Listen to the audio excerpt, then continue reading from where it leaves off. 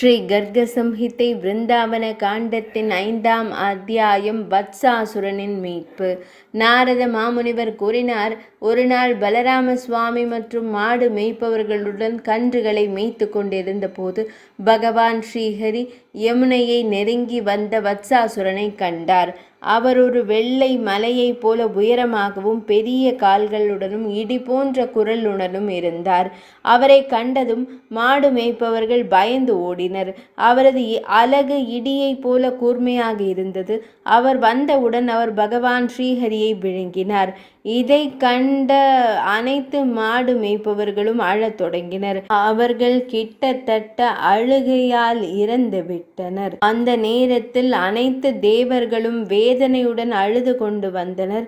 தேவேந்திரன் உடனடியாக தனது இடியை எரிந்து பெரிய அசுரனை தாக்கினார். இந்த இடி வத்சாசுரனை தரையில் தள்ளியது. ஆனால் அவர் இறக்கவில்லை. அவர் மீண்டும் எழுந்தார். கோபமடைந்த பிரம்மதேவர் பிரம்மதண்டத்தால் அவரை தாக்கினார். அடியிலிருந்து விழுந்த அரக்கன் 2 மணி நேரம் மயக்கமடைந்தான். உடல் நடுங்க ஆயுதத்தை சுமந்து கொண்டு மிகுந்த பலத்துடன் எழுந்து நின்றான். அவன் இறக்கவில்லை. அந்த சக்தி வாய்ந்த அரக்கன் மேகம் போல கர்ஜித்தான். அந்த நொடியிலேயே 3 விழிகளை கொண்ட ஈசனார் அந்த அரக்கனை தன் திரிசூலத்தால் தாக்கினார். அந்த அடி அரக்கனின் இறக்கைகளில் ஒன்றை துண்டித்தது. ஆனாலும் அந்த பயங்கரமான அரக்கன் காயமின்றி இருந்தான். அதைத் தொடர்ந்து காற்று கடவுளான வாயு தேவர் வத்சாசுரனின் மீது வாயவ்யாஸ்திரத்தை ஏவினார். அது அவனை சிறிது உயரச் செய்தது. ஆனால் அவன் மீண்டும் தன் அசல் நிலைக்கு திரும்பினான். பின்னர் யமன் முன்னோக்கி வந்து யமனின் கோலால் அவனை தாக்கினார். ஆனால் அந்த கோலும் வலிமைமிக்க வத்சாசுரனை கொல்லவில்லை. யமனின் கோலும் உடைந்தது. ஆனால் வத்சாசுரனுக்கு எந்த பாதிப்பும் ஏற்படவில்லை. அப்போதுதான் தனது தீவிர கதிர்களை கொண்ட சக்தி வாய்ந்த சூரிய கடவுள் அவர் முன் தோன்றினார். அவர் தனது வில்லை எடுத்து 100 அம்புகளால் வத்சாசுரனை தாக்கினார். அம்புகள் எய்யப்பட்டன. அந்த கூர்மையான அம்புகள் அவன் இறக்கையை துளைத்தன. ஆனாலும் அவனால் இன்னும் இறக்க இயலவில்லை. பின்னர் குபேரன் ஒரு கூர்மையான வாளால் அவனை தாக்கினார். அது அவனுடைய மற்றொரு இறக்கையையும் வெட்டியது. ஆனால் அந்த அசுரன் இறக்கவில்லை.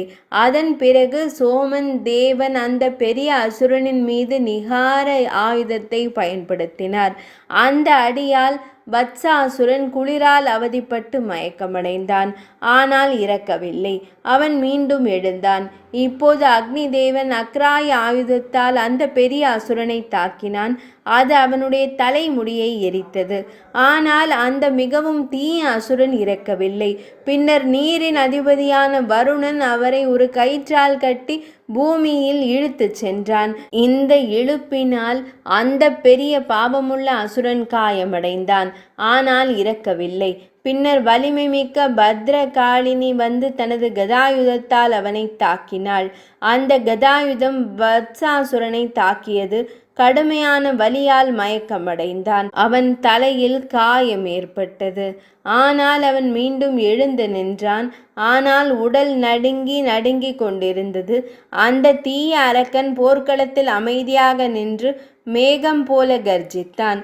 அந்த நேரத்தில் சக்தி வாய்ந்த ஸ்கந்தன் தனது சக்தியை பயன்படுத்தி அவன் மீது தனது சக்தியை வெளிப்படுத்தினாள்.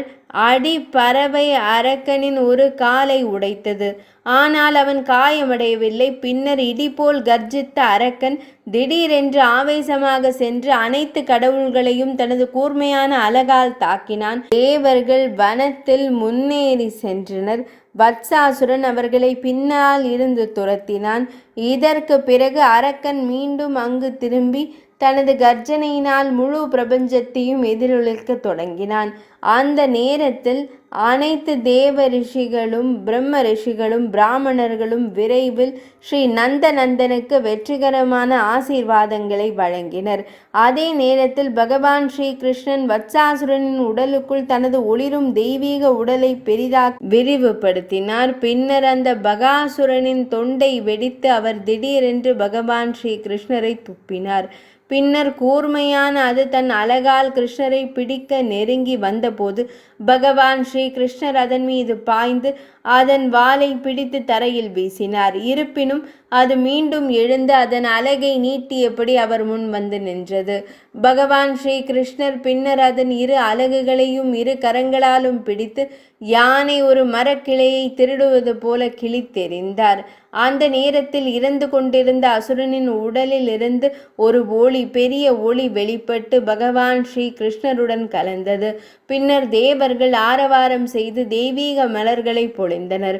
ஆச்சரியப்பட்ட அனைத்து கோபியர்களும் எல்லா திசைகளிலிருந்தும் வந்து நின்று பகவான் ஸ்ரீ கிருஷ்ணரை ஆலிங்கனம் செய்து, நண்பரே, இன்று தாம் மரணத்திலிருந்து பாதுகாப்பாக தப்பித்து விட்டீர் என்றனர். இவ்வாறு வத்சாசுரனை கொன்ற பிறகு பகாசுரனை கொன்ற பிறகு பகவான் ஸ்ரீ கிருஷ்ணன் மற்றும் பலராம சுவாமி மற்றும் கோபியர்களுடன் இணைந்து கன்றுகளை முன்னால் வைத்து பாடல்களை பாடி அரச அரண்மனைக்கு திரும்பினர். வீடு திரும்பிய கோபியர்கள் உயர்ந்த மனிதரான பகவான் ஸ்ரீ கிருஷ்ணரின் இந்த வீர செயலை விரிவாக விவரித்தனர். இதனை கேட்டு அனைத்து கோபியர்களும் ஆச்சரியம் கொண்டனர். பகுலாஸ்வர ராஜா கேட்டார், தேவரிஷியே, மகாமுனிவர் நாரத மாமுனிவரே, இந்த பகாசுரன் கடந்த காலத்தில் யார்? ஏன் ஒரு கொக்கு உடலை பெற்றார்? அவர் பரமபுருஷனான பகவான் ஸ்ரீ கிருஷ்ணருடன் இணைந்தது எவ்வளவு அதிர்ஷ்டம்! ஸ்ரீ நாரத மாமுனிவரே, இதை எனக்கு விரிவாக கூறுங்கள். நாரத மாமுனிவர் கூறினார், நரேஸ்வரரே, ஹயக்ரீவர் என்ற அரக்கனின் மகன் இருந்தான். அவன் உத்கலன் என்று புகழ் பெற்றான். அவன் போர்க்களத்தில் தேவர்களை தோற்கடித்து தேவர்களின் அரசரான தேவேந்திரன் குடையை எடுத்து கொண்டான். அந்த வலிமை மிக்க அரக்கன் இன்னும் பல மனிதர்கள் மற்றும் மன்னர்களின் ராஜ்யங்களை கொள்ளையடித்து 100 ஆண்டுகள் மகிமையான ராஜ்யத்தை அனுபவித்தான். ஒரு நாள் சுற்றி திரிந்த உத்கலன் என்ற அரக்கன் கங்கை மற்றும் கடல் சங்கமத்தில் உள்ள சித்த முனிவர் ஜச்சலிகியின் இலைகளுக்கு சென்று தண்ணீரில் ஒரு மீன் பிடித்த தடியை வைத்து மீண்டும் மீண்டும் மீன் பிடிக்க தொடங்கினார். முனிவர் மறுத்தாலும் இருப்பினும் அந்த துன்மார்கன் கேட்க மறுத்தான். நிரூபிக்கப்பட்ட துறவியான ஜஜலி என்ற மகா முனிவர் உத்கலனை சபித்து, நீ துன்மார்கனே, நீ ஒரு ஹெரான் போல மீன் பிடித்து உட்கொண்டிருக்கிறாய், அதனால் நீ ஒரு கொக்காக மாறுவாய் என்று கூறி சபித்தார். அடுத்து என்ன நிகழ்ந்தது? உத்கலன் உடனடியாக ஒரு கொக்காக மாறினான். அவனது பிரகாசம் அளிக்கப்பட்டதால் அவனது பெருமை உடைந்தது. அவன் கூப்பிய கரங்களுடன் முனிவரை வணங்கி அவரது பாதங்களில் பணிந்து கூறினான். உத்கலன் கூறினான், முனிவரே, நான் உங்கள் கடுமையான தவத்தின் சக்தியை அறிந்திருக்கவில்லை. ஜஜலி முனிவரே, தயை கூர்ந்து என்னை காப்பாற்றுங்கள். உங்களை போன்ற துறவிகளின் துணையே உயர்ந்த ரட்சிப்பின் வாசலாக கருதப்படுகிறது. நண்பர் மற்றும் எதிரி, மரியாதை மற்றும் அவமானம், தங்கம் மற்றும் களிமண் கட்டி, மகிழ்ச்சி மற்றும் துக்கம் ஆகியவற்றிடம் சமநிலையை கடைபிடிப்பவர்கள் உங்களை போன்ற துறவிகள் உண்மையான துறவிகள். முனிவரே, இந்த பூமியில் துறவிகளின் பார்வையால் எந்த மனித ஆசை நிறைவேறவில்லை. பிரம்மதேவரின் பதவி, தேவேந்திரனின் பதவி, ஒரு பேரரசரின் பதவி மற்றும் யோக பரிபூரணம் அனைத்தையும் துறவிகளின் அருளால் அடைய முடியும். மகா முனிவர் ஜெய்ஜலி, உங்களை போன்ற துறவிகளுடன் மக்கள் வதம், செல்வம் மற்றும் வேலை பெற்ற போது என்ன நிகழ்ந்தது? துறவிகளின் அருளால் ஒருவர் பரம பூரண உண்மையை, பரம ஆத்மாவை அடைய முடியும். நாரத மாமுனிவர் கூறினார், நரேஸ்வரே, அந்த நேரத்தில் உத்கலனின் பணிவான வார்த்தைகளை கேட்டு ஜாஜலி முனிவர் மகிழ்ச்சி அடைந்தார். அவர் 60,000 ஆண்டுகள் தவம் செய்திருந்தார்.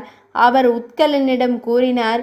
ஜாஜலி முனிவர் கூறினார், 28வது துவாபரத்தின் கடைசி நேரம் வைவஸ்வத மன்வந்திரத்தை அடைந்தவுடன் மிகவும் பரிபூரணமான பகவான் ஸ்ரீ கிருஷ்ணர் வட இந்தியாவின் வடமதுரை மாவட்டத்தில் உள்ள பிரஜ மண்டலத்திற்குள் உள்ள பிருந்தாவனத்தில் கன்றுகளை மேய்ப்பார். அந்த தினங்களில் நீங்கள் பகவான் ஸ்ரீ கிருஷ்ணரில் மூழ்கி விடுவீர்கள். அதில் எந்த ஐயமும் இல்லை. ஹிரண்யாக்ஷன் போன்ற அசுரர்கள் இறைவனிடம் பகைமை கொண்டிருந்தாலும் அவரது உயர்ந்த இடத்தை அடைந்து விட்டனர். நாரத மாமுனிவர் கூறுகிறார், இவ்வாறு வத்சாசுரன், உத்கலன் என்ற அசுரன் ஒரு வடிவமாக மாறி ஜாஜலி முனிவரின் வரத்தால் பகவான் ஸ்ரீ கிருஷ்ணருடன் இணைந்தான். துறவிகளின் துணையால் எதைதான் அடைய இயலாது. இது ஸ்ரீ கர்க சம்ஹிதையின் ஸ்ரீ பிருந்தாவன காண்டத்தின் வத்சாசுர மோக்ஷம் என்ற திருநாமம் கொண்ட 5ஆம் அத்தியாயம் இனிதே நிறைவடைந்தது.